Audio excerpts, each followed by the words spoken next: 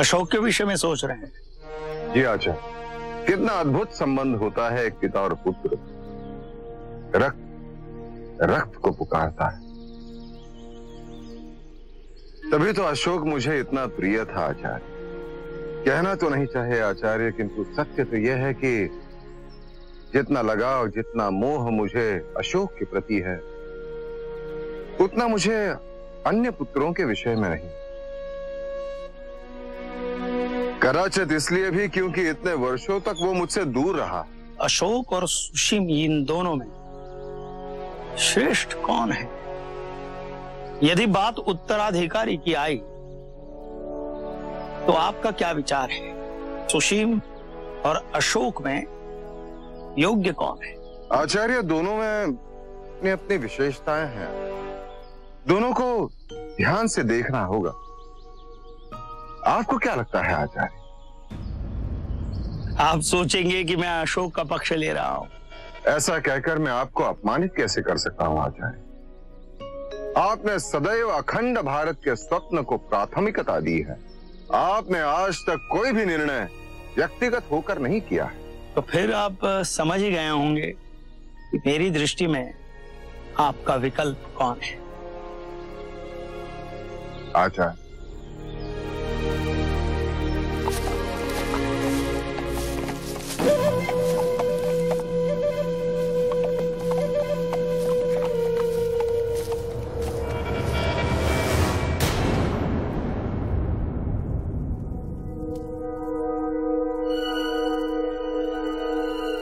काला रंग शक्ति का प्रतीक है और आज से यही रंग मेरी पहचान बनेगा। क्या हुआ? आज मेरा पहला दिन है प्रभारी राजा के रूप में और तुम प्रसन्न नहीं दिख रही। नहीं, ऐसी कोई बात नहीं है। मैं आपके लिए बहुत प्रसन्न हूं।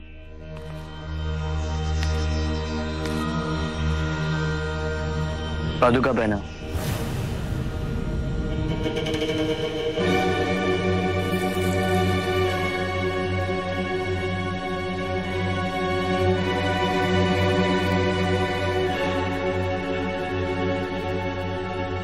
हो गया।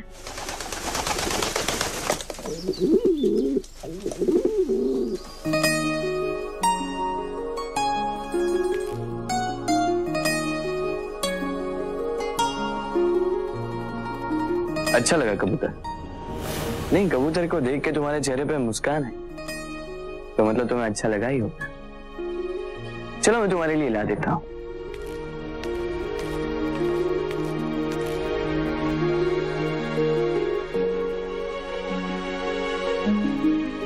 नहीं नहीं, मुझे नहीं चाहिए।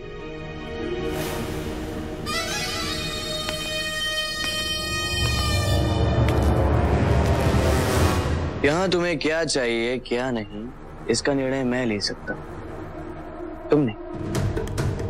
लो पकड़ो इसे, डरो मत, पकड़ो।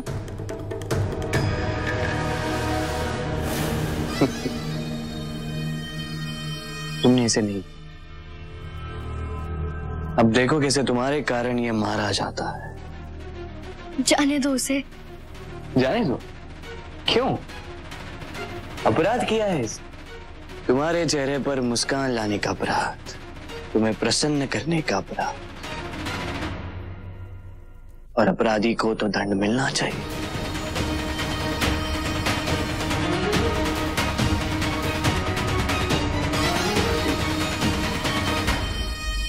अब कभी भी इस चेहरे पे मुस्कुराहट नहीं दिखनी चाहिए। अब जाओ यहां से।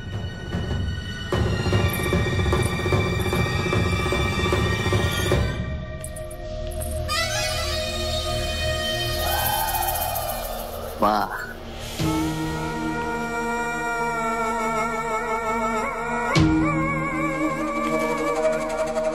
अब हमेशा कहती थी ना कि अशोक अपनी मां के सम्मान के लिए क्या क्या नहीं करता। आज देखिए, आप प्रभारी राजा की माता बनी है। कहना पड़ेगा, मैंने आपका सम्मान बढ़ा दिया। मैं ये भी जानती हूँ सुशी कि मेरे इस सम्मान को तुम अपने व्यवहार के कारण ज्यादा दिनों तक रहने नहीं दोगे। यह अवसर मिलने के लिए मैंने बहुत प्रयास किया है, बहुत त्याग किए है सुशील। आचार्य चाणक्य की बात को तुम्हें गलत सिद्ध करना होगा। ये दिखाना होगा कि तुमने जो पद अर्जित किया है वो भले ही अस्थायी हो, किंतु मगध सम्राट बनने की श्रृंखला अत्यंत महत्वपूर्ण कड़ी है। और मैं महामात्य खल्लटक प्रभारी राजा की सहायता करने के लिए सदैव तत्पर हूं। मेरा सबसे महत्वपूर्ण कार्य होगा अशोक को नियंत्रण में रखना। नहीं महामात्य, ये कार्य आप नहीं करें, ये कार्य स्वयं मैं करूंगा। अब चलिए सभा की ओर प्रस्थान करते हैं। आइए।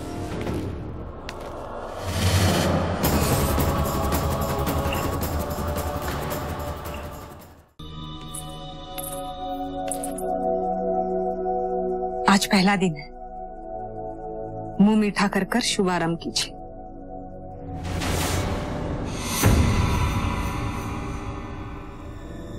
राजा तो स्वयं भगवान का रूप होता है। अब भगवान के लिए क्या शुभ क्या अशुभ, मुझे इसकी आवश्यकता नहीं।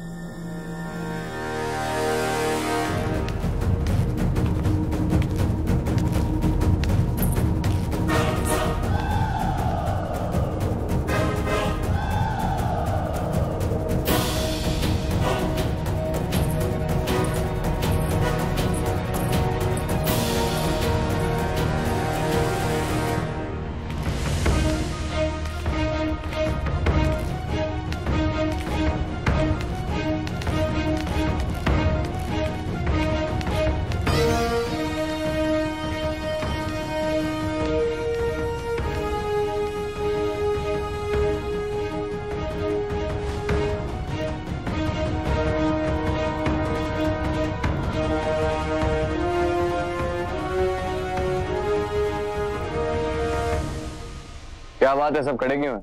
औपचारिकता अनुसार आपको सभासदों को विराजित होने के लिए कहना चाहिए।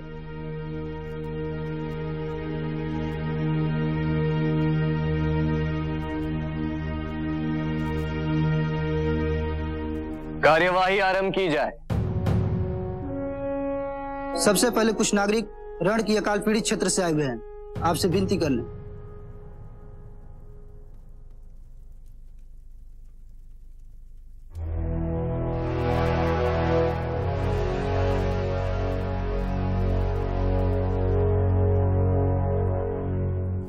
क्या समस्या है?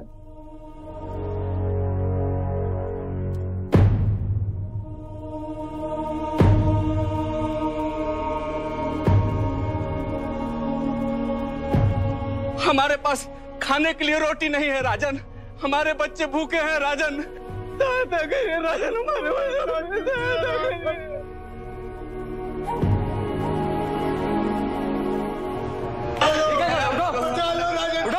हम बड़े विश्वास के साथ यहाँ पे आए हैं राजन। ऐसी छोटी छोटी समस्याओं के लिए मेरा समय क्यों व्यर्थ कर रहे हो? क्या मगध की सबसे बड़ी समस्या यही है? एक अकालग्रस्त क्षेत्र में लोग भूख से मर रहे हैं। अकाल है तो स्वाभाविक है ऐसा होगा, समझ लो। और इसके पश्चात किसी को भी ऐसी छोटी समस्या के लिए मेरे समक्ष भेजने न दिया जाए। मुझसे भेंट करनी है तो समस्या बड़ी होनी चाहिए।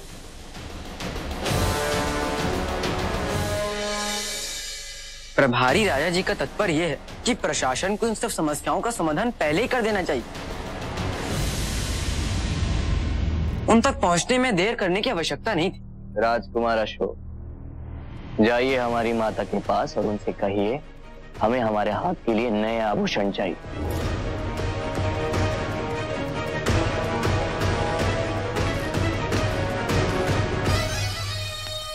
क्षमा कीजिए राजन, मुझे पहले ही इनकी समस्या का समाधान करवाना चाहिए था, पर अब ये आपसे मदद मांगने आए हैं। यदि आप आदेश दें तो शीघ्रातिशीघ्र इनकी सहायता की जा सकती है। क्या चाहिए इन्हें? रोटियां दे दो ना। रोटियां? रोटियां? यदि हम इनकी थोड़ी और सहायता कर दे तो थोड़ी रोटी और बढ़ा दीजिए। और रोटियां?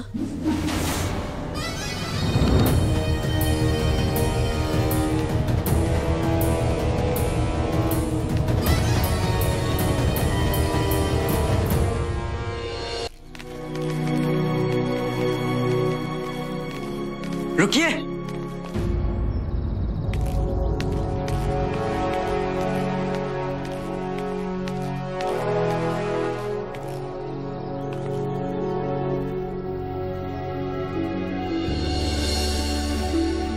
ये आपके लिए।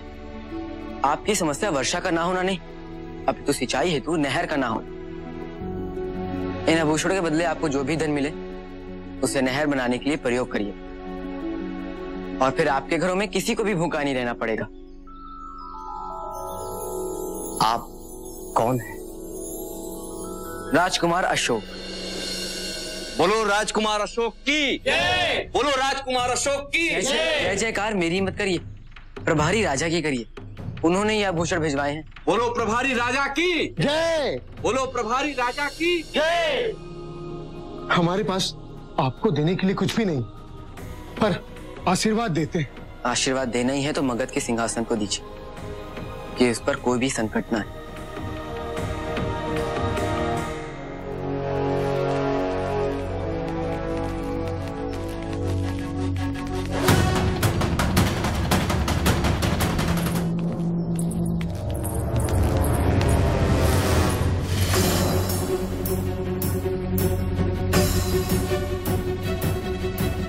मैं सोच रहा था कि मेरी होने वाली पत्नी जो इतनी भयभीत रहती है, आज उसको भयमुक्त करा ही देता। चलिए आर्केड पे चलते।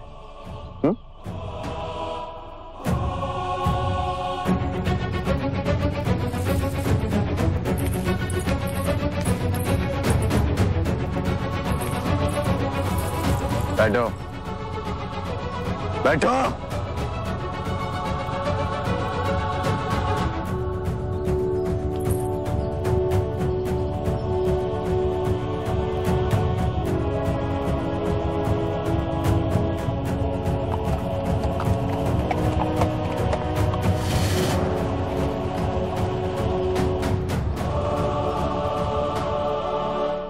नहीं माँ, यहाँ कुछ है जो ठीक नहीं है। मुझे नहीं लगता कि राजकुमारी अहंकारा प्रसन्न है। मैं जानती हूँ अशोक, आप जो कुछ भी कह रहे हैं उसके पीछे आपकी मंशा केवल अहंकारा की सहायता करना है, किंतु आपको ध्यान रखना होगा। मैं जानती हूँ आप अपनी मर्यादा का मान रखते हैं, पर कभी भूलवश मर्यादा का उल्लंघन हो गया तो सुशीम और अहंकारा के संबंध और भी बिगड़ जाएंगे। मैं वचन देता हूँ माँ कि मैं मर्यादा का उल्लंघन कभी नहीं होने दूंगा।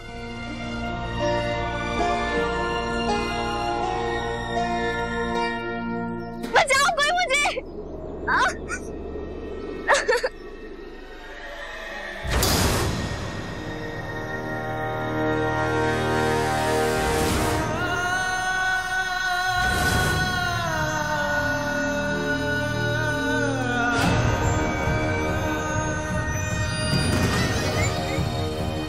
मुझे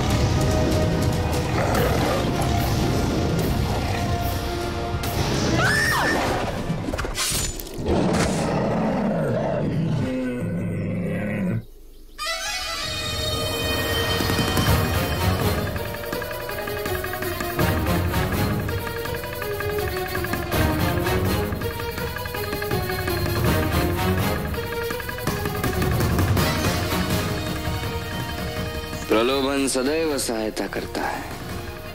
चलो, तुम मेरे कुछ काम तो आई।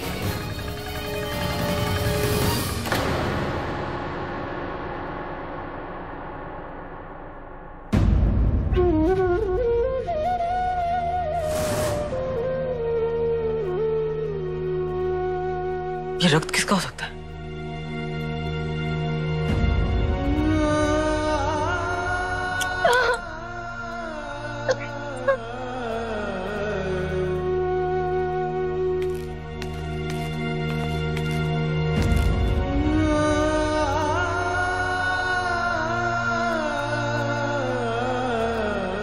आप अहंकारा को लेकर चिंतित रहते हैं।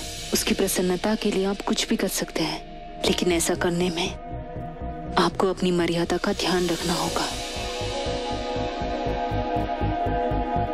मेरे कारण आपने अपने जीवन में जो कुछ भी खोया है उसे तो मैं लौटा नहीं सकता, किंतु आपके लिए यदि मैं कुछ कर पाया तो मुझे प्रसन्नता होगी।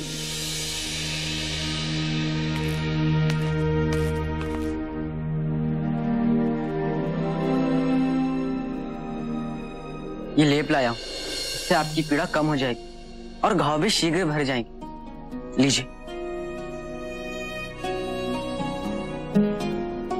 मैं वैदराज को बुलाऊं या भ्राता सुशीम को? नहीं, सुशीम को मत बुलाना, मैं स्वयं ही कर लूंगी।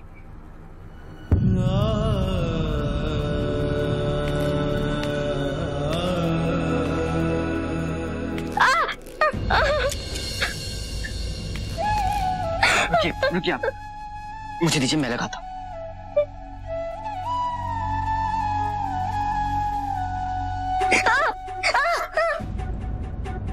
आप लेट जाइए, आइए।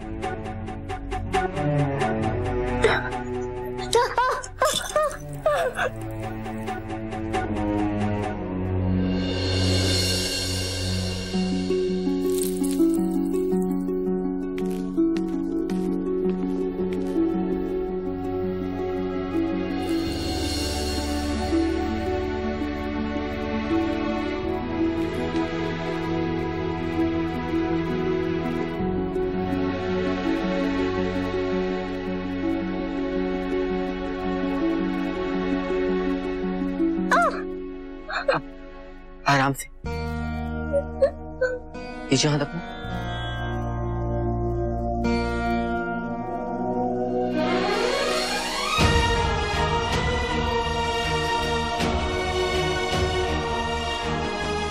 कैसे हुआ ये? और किसने किया ये?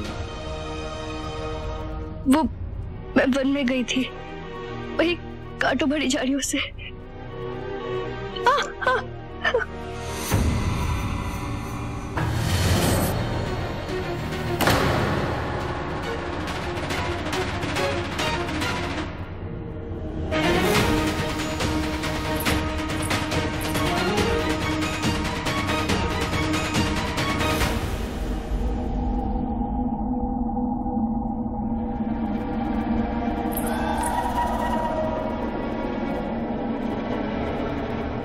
सही समय पे सदैव सोता ही रह जाता है।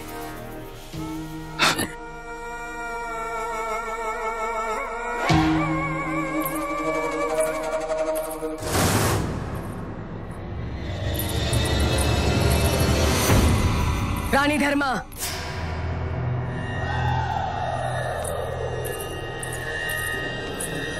ये क्या मुझे कहाँ लेकर जा रही है महारानी? कुछ दिखाने, ताकि तुम्हारी आंखों पर लगी पट्टी खुल जाए।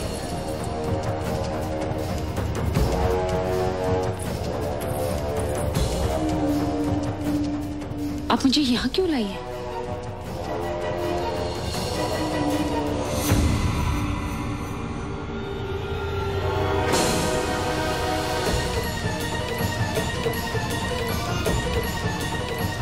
अशोक,